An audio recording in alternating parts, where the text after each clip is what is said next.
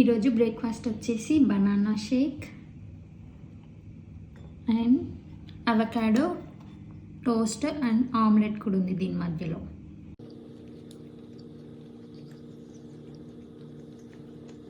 చాలా బాగుంటుంది,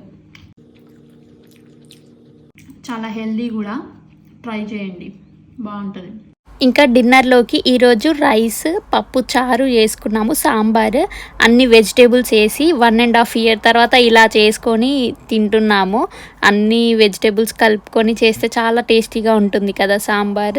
ఇక్కడ మేము నాన్ వెజ్ ఎక్కువ తింటాము, ఇండియాలో కూడా ఎక్కువనే తింటాం, కానీ ఇక్కడికి వచ్చిన తర్వాత ఇంకా వెజ్ చాలా తక్కువైపోయింది. ఏదైనా ఫుడ్ వీడియో చూస్తుంటే మీకు కూడా తినాలని క్రేవింగ్స్ వస్తాయా? నాకైతే వస్తాయి. ఇప్పుడు నేను తింటుంటే కూడా మీకు కూడా కొంతమందికి వస్తుండొచ్చు. అలా తినాలి అనిపిస్తే మీరు కూడా పప్పుచారు చేసుకొని తినేసేయండి. బాయ్.